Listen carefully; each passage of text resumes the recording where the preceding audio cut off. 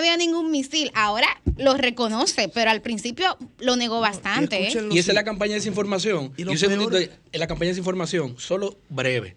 No quiero tomar una parte. Yo soy muy proamericano por 1.000.000 de razones. Mi familia, mis estudios, y yo sí me considero parte de lo que Julio Alberto mencionaba, esa teoría que se llama el excepcionalismo americano. El destino manifiesto. Que el destino manifiesto de Estados Unidos es ser primos entre pares. No nos gusta decir que sea papá de Estados Unidos, que sea la policía del mundo. Estados Unidos es un país como todos los demás. Como toda gran potencia de la historia. Pero Roma, es el país. Roma estaba llamada a dominar la humanidad por toda la eternidad. Es la ciudad eterna. Y miren cómo está. Teníamos Pax Romana, ahora tenemos una especie de Pax Americana. Toda gran potencia ha construido un relato para justificar sus atrocidades. Eso... Yo no diría atrocidades, pero un solo detalle, antes de pasar Ernesto. Aquí que tenemos una dama. Todo dominicano que escuche y que se precie de ser defensor de los derechos femeninos no debe de hacerle caso a Irán. A partir de los años 70, cuando cae el Shah, lo tumban.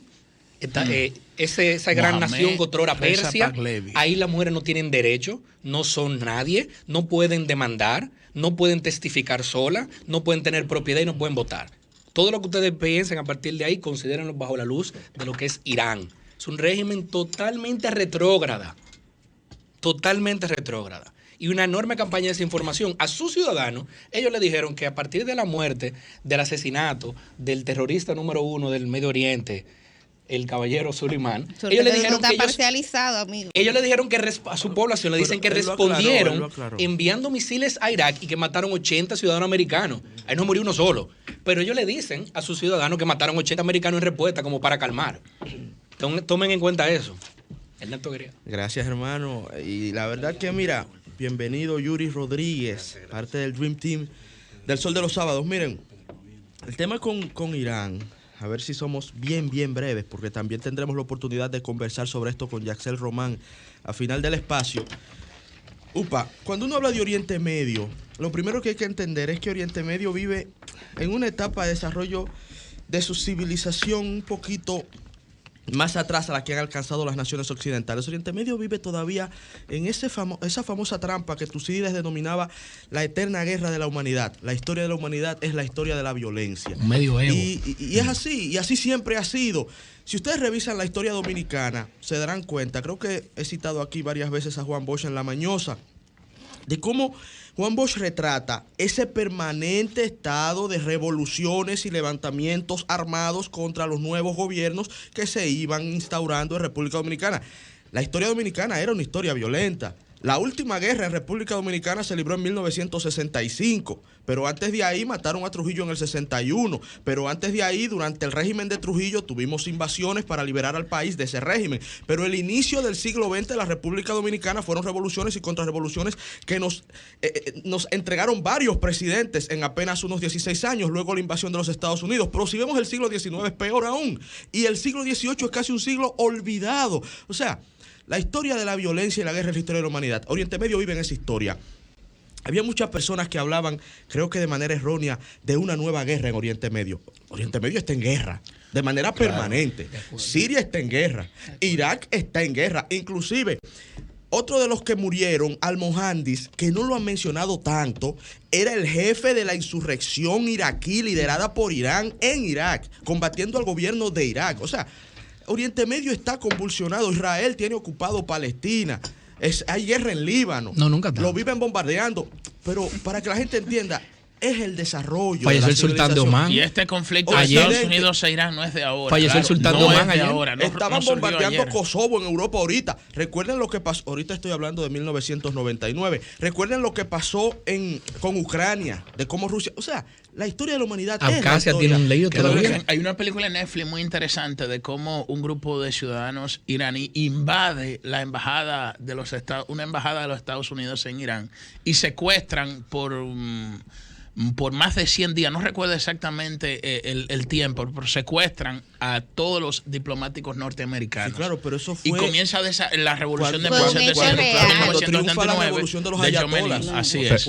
Pero no fueron todos, pero el tema de que... Una vergüenza para el tema por de eso que perdió Jimmy Carter. El tema de que Donald Trump haya identificado 52 puntos culturales, religiosos y de la vida social iraní Y algunos militares. responde a que él dijo que esos 52 puntos es equivalente a los 52 diplomáticos que fueron secuestrados en ese año que tú estás Entonces, hablando. para La película se llama Argo. Para De culminar con este 79, breve análisis, ¿no? para que la gente entienda, lo que uno debe preguntarse primero es qué hace los Estados Unidos de América metido ahí. Esa es la primera pregunta que hay que hacerse.